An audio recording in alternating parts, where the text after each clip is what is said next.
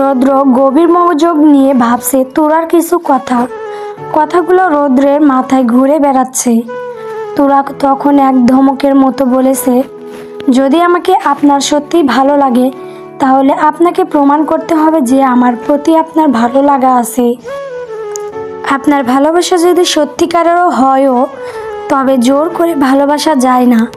ভালোবাসা অর্জন করতে হয়, নিজের চরিত্র বদলে সম্মান করে নিজেকেই নিজে করে নিতে হয়। আপনি হয়তো বিয়ে করে আমার শরীর পেতে পারবেন, কিন্তু মন পাবেন না। আপনার ভালোবাসা যদি প্রকৃত হয় তাহলে আপনি আমার শরীর নয়, প্রথমে আমার মনকে পাওয়ার চেষ্টা করবেন। আমি আপনাকে 1 মাস সময় দেব, এই 1 মাসে আপনাকে বদলাতে হবে। যেসব মেয়েদের সঙ্গে আপনি দিনরাত কাটিয়েছেন তাদের কাছ থেকে ক্ষমা চাইতে হবে এবং নিজে নামাজ ও মোনাজাতে আল্লাহ তাআলার কাছে ক্ষমা প্রার্থনা করে মাপ চাইতে হবে। আমার শর্তগুলো যদি আপনি 1 মাসের মধ্যে পূরণ করতে পারেন তবেই আমি আপনাকে 3 কবুল বলে বিয়ে করব। রৌদ্র অনেকক্ষণ ভেবে কিছু বলতে যাচ্ছিল, কিন্তু তুরার কণ্ঠ সেই মুহূর্তেই আবার গর্জে উঠে তীক্ষ্ণ ধীর অথচ ভিতরে কাঁপন জাগানো এক সুরে সে বলল, কি হলো, আপনি কি রাজি? এই ছাড়া যদি আপনি আমাকে বিয়ে করতে চান তাহলে করতে পারেন, তবে আমি আপনাকে আগে থেকে বলে রাখছি এই জীবন থাকতে আমি কখনো আপনাকে স্ত্রী হিসেবে সম্মান দেব না। অর্থাৎ আপনি আমার জীবনে থাকবেন কিন্তু আমার মনের কোনো জায়গা পাবেন না, কারণ একজন নারী কখনো চায় না তার স্বামী হোক আপনার মতো একজন মানুষ। যদিও কেউ চায় সেটা তাদের মন মানসিকতা, কিন্তু আমি আলাদা। আমি আপনাকে আমার স্বামী হিসেবে চাই না রৌদ্র খান। তুরার কথা শুনে রৌদ্রের মুখে কোনো কথা ফুটল না। চোখ দুটো হঠাৎই স্থির হয়ে গেল। তারপর ঠোঁটের কোণে হালকা এক টান রাগ আর অভিমান মিশে এক তীক্ষ্ণ দৃষ্টি নিক্ষেপ করলো তুরার দিকে। মুহূর্তেই সে তার গার্ডদের দিকে তাকিয়ে নিঃশব্দে এক ইশারা করলো। গার্ডরা বসে চোখের ভাষা বুঝতে সময় নিল না, দ্রুত কাজীকে নিয়ে জায়গা ছাড়ল। তারপর রৌদ্র নিজের গভীর শ্বাস নিয়ে বড় বড় পা ফেলে বাইরে চলে গেল। রৌদ্র চলে যেতেই তুরা চারপাশ একবার তাকালো, তারপর হঠাৎই নিজের আনন্দ চেপে রাখতে পারল না। মুখে ফুটে উঠল দুষ্টু এক হাসি, চোখে চকচক করলো বিজয়ের ঝিলিক। মুহূর্তেই সে 2 হাত উঁচু করে নাচতে শুরু করলো। নিজের মনেই বলল, ঢিঙ্কা চিকা ঢিঙ্কা চিকা। তুরা তুই শেষ পর্যন্ত পেরেছিস। তার গলায় খুশির সুর, মুখে এক রাস দুষ্ট তৃপ্তি। তারপর সামান্য থেমে হাসতে হাসতে বলল, এখন আমি এই 1 মাসের মধ্যে যেভাবেই হোক পালাবো। আমি তো জাস্ট রৌদ্র ভাইয়াকে ভালো হতে বললাম, তাই বলে কি আমি তার জীবনে থাকবো? কখনো না। আমার যে করেই হোক এখান থেকে পালাতে হবে। তুরা কথাগুলো বলতে বলতে নিজের চুল ঠিক করলো, আয়নার দিকে গিয়ে তাকিয়ে চোখ টিপ দিল, যেন নিজের বুদ্ধির প্রশংসা করছে নিজেই। তোরা তুই তো জিনিয়াস রে। পুরো হাসপাতাল যেন এক তানবোধ ক্ষেত্র হয়ে উঠেছে। ওয়ার্ডের ভেতর রোগী আর্তনাদ, নার্সদের দৌড়ঝাঁপ সবকিছু ঢেকে দিচ্ছে এক মানুষের পাগল হয়ে যাওয়া চিৎকার। শিহাব চোখ লাল হয়ে উঠেছে, মাথার চুল এলোমেলো, হাতে ব্যান্ডেজ জড়ানো, রক্তাক্ত দাগ, তবু সে থামছে না। ডাক্তাররা চেষ্টা করছে তাকে শান্ত করতে, কিন্তু কোনো কিছুর তোয়াক্কা করছে না সে। পাগলের মতো ধাক্কা মারছে, চিৎকার করে কাঁদছে, ভেঙে ফেলছে সামনে থাকা জিনিসপত্র। চারপাশের সবাই হতবাক হয়ে তাকিয়ে আছে, যেন কেউ আগুনের সামনে পুড়েছে। শিহাব বুক ফেটে যাওয়া গলায় গর্জে উঠল, চোখে আগুন নিয়ে বলল, আমি ওই রৌদ্রকে ছাড়ব না, ওকে আমি মেরে ফেলবো। ও আমার কাছ থেকে আমার তুরাকে কেড়ে নিচ্ছে। আজ আমি শুধুমাত্র তার জন্য তুরাকে পাচ্ছি না। শিহাব দেওয়ালে ঘুষি মারল, ব্যথায় মুখ কুঁচকে গেল, কিন্তু থামল না। কণ্ঠ আরো ভারী হয়ে উঠল, তুরা আমার হাত ধরতে চায়, কিন্তু এই রৌদ্রর বাচ্চা আমাদের জীবনের বাধা হয়ে দাঁড়িয়েছে। আমি ছাড়বো না রৌদ্রকে, আমি ছাড়বো না। তার চোখে জল আর রক্ত একসাথে গড়িয়ে পড়ছে। মুখে ব্যথা, কিন্তু হৃদয়ে শুধু একটাই আগুন, প্রেম, ক্ষোভ আর প্রতিশোধের। কেবিনের বাইরে শিহাবের বাবা মা মাথা ধরে বসে আছে, চোখে অজস্র উদ্বেগ আর কষ্ট। তাদের ছেলেটা আজ এমন বেদনাদায়ক অবস্থায় পড়ে আছে দেখে তারা কোনোভাবেই মেনে নিচ্ছে না। বারবার নিজেরা একে অপরকে চেপে ধরে ফিসফিস করে বলছে, আমাদের একটা মাত্র ছেলে, যদি কিছু হয়ে যায় তাহলে তারা বাঁচতে পারবে না। শিহাবের বাবা গোজামিল করে বহু গুন্ডা লাগিয়েছে, খোঁজ করে রৌদ্রকে এনে দেবার জন্য টাকা দিয়ে লোক জোগাড় করেছেন। আর পুলিশে অভিযোগও করেছেন। রাজশাহীর প্রতিটি কোণা তন্ন তন্ন করে খুঁজে চলছে, রাস্তাঘাট, অট্টালিকা, পরিচিত কারো বাড়ি, সব দিয়েই সিকে দেখা হচ্ছে। তবু কোনো সন্ধান মিলছে না। লোকজন বলছে রৌদ্র যে তুরাকে কোথায় রেখেছে, মনে হচ্ছে পৃথিবীতে কেবল রৌদ্র ছাড়া আর কেউ জানে না। এমন অনিশ্চয়তার মধ্যে শিহাবের বাবা মার বুক কেঁপে ওঠে, চোখে অনুতপ্ত এক আশঙ্কা, কখনো শান্তি নেই তাদের মনে। শিহাব কক্ষের ভেতরে পাগলের মতো ঘুরে বেড়াচ্ছে। কেবিনে বেঞ্চ, টেবিল, ইনফিউশন স্ট্যান্ড, যত কিছু হাতে পাচ্ছে সব ভাঙিয়ে ফেলছে। ওষুধের বোতল লড়িয়ে পড়ছে, পত্রিকা ছড়িয়ে ছিটিয়ে যাচ্ছে। নিজের চুল আগড়ে ধরে বারবার নিজের কানে ধাক্কার মতো বলে উঠে, ছাড়ব না, আমি রৌদ্রকে ছাড়ব না, আমি ওর শেষ দেখে নিব। রৌদ্র গাড়ির কাছে হেলান দিয়ে দাঁড়িয়ে আছে, মুখে চিন্তার ছাপ। তখন বাড়ি থেকে সোজা এসে নদীর পাড়ে নেমেছে। রাস্তায় গাড়ি থামিয়ে গাড়ির সাথে হেলান দিয়ে দাঁড়িয়ে আছে। রৌদ্রর পাশে একজন গার্ডও দাঁড়িয়ে আছে। রৌদ্রকে উদ্বিগ্ন দেখে গার্ড এগিয়ে এসে বিনয়পূর্ণ কণ্ঠে বলল, বস, যদি কিছু মনে না করেন আমি একটু কথা বলবো।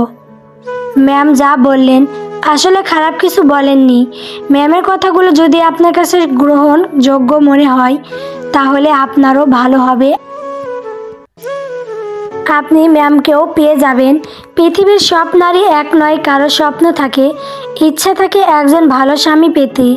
ম্যামেও তেমনই একটা আশা আছে। তাই ম্যাম চাইছেন আপনি সব ছেড়ে দিয়ে ম্যামের মনের মতো হওয়ার চেষ্টা করুন।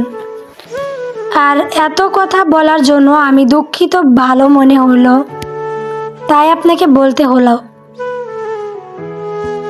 রৌদ্র গার্ডের কথাগুলো শুনে গভীরভাবে নিঃশ্বাস ফেলল। বুকের ভেতরটা যেন হঠাৎ করে ভারী হয়ে উঠল। কেন জানি না, আজ নিজের কাছে নিজেকে ভীষণ ছোট আর নোংরা মনে হচ্ছে তার।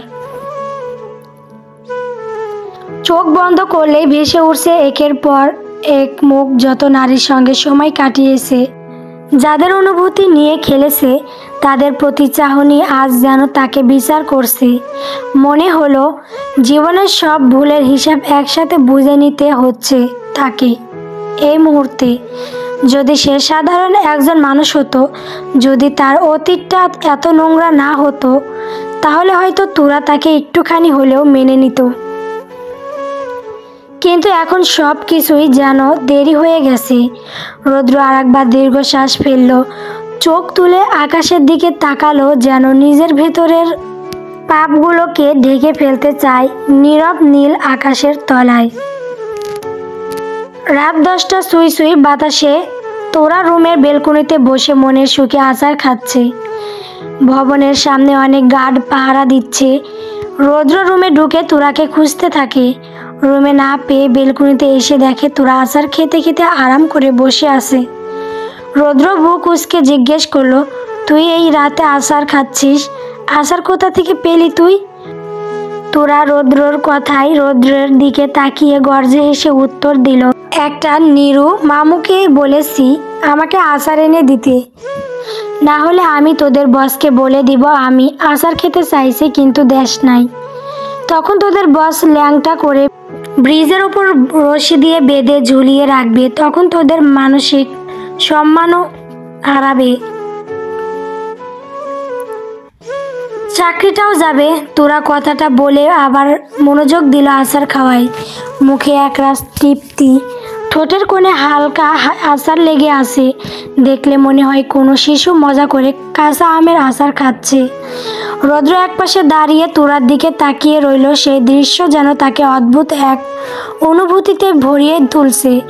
জানে এই মেয়েটাকে রাগিয়ে রাখা যায়, ভয় দেখানো যায়, কিন্তু বোঝা যায় না। রৌদ্র ধীরে তীরের দিকে এগিয়ে এলো। গলায় অজানা কোমলতা ভেসে উঠল। তোরা তোরা রৌদ্রের কোমল স্বরে চমকে উঠে মাথা ঘুরিয়ে তার দিকে তাকালো। রৌদ্র চোখে আর সেই আগুন নেই, নেই অহংকার বা রাগ। একটা শান্ত নরম দৃষ্টি তুরার দিকে নিবদ্ধ হয়ে আসে। সেই দৃষ্টিতে যেন কোনো কথা নেই, অথচ তুরার বুকের ভিতর কেমন জানি এক মুহূর্তে থেমে গেল সব কিছু। সে চুপ করে রৌদ্রের দিকে তাকিয়ে রইল, যেন বুঝতে চেষ্টা করছে এই মানুষটা হঠাৎ এমন করে তাকিয়ে আছে কেন। তোরা এখনো নিজের ভাবনার ভেতর ডুবে আছে। রৌদ্র সেই শান্ত চোখের দৃষ্টি যেন তার মনের ভিতর ঢুকে বসে আছে। ঠিক তখনই রৌদ্র এক হাত বাড়িয়ে তোরার ঠোঁটের কোণে লেগে থাকা আচারের দাগটা আলতো করে মুছে দিল। তোরা মুহূর্তেই চমকে উঠল, বুকের ভিতর ঢুক করে উঠল কিছু একটা।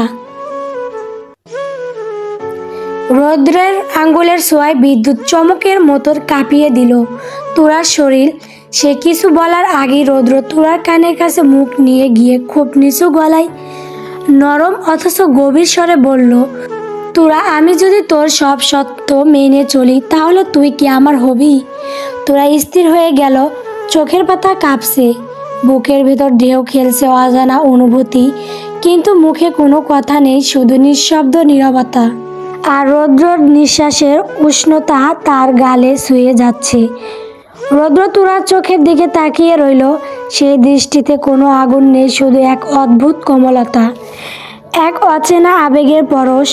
তুরাকে কিছু বলতে না দেখে রৌদ্রর গলার স্বরটা আরও নিচু হয়ে করে বলল, যেন প্রতিটি শব্দ তুরার বুকের ভিতর গলে পড়ছে।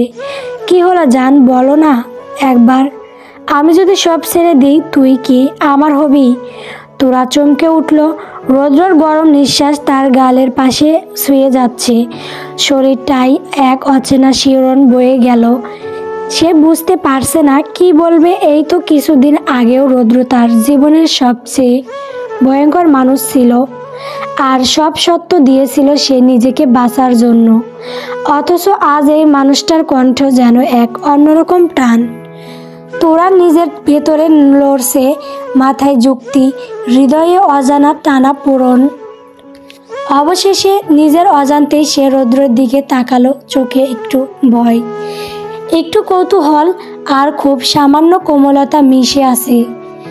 এক মুহূর্তে দ্বিধার পর তোরা নিঃশব্দে হ্যাঁ সূচক মাথা নাড়ল। রৌদ্রর ঠোঁটে এক মৃদু মুচকি হাসি ফুটে উঠল। সে আলতো করে তুরার গালে টেনে নিয়ে তুরার মুখে নরম করে ফু দিল। সে ভালোবাসার ছোঁয়ায় নয়, কোনো প্রতিশ্রুতির ইঙ্গিত। তারপর আর কিছু না বলে ধীরে ধীরে পিছন ফিরে রুম ছেড়ে চলে গেল। তোরা স্থির হয়ে বসে রইল, সব কিছু যেন তার মাথার উপর দিয়ে চলে গেল। মনটা অদ্ভুত ভিজে উঠেছে।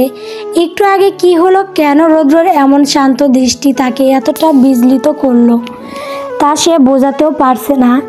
তার বুকের ভেতর হঠাৎ করেই এক অজানা ঢেউ উঠছে।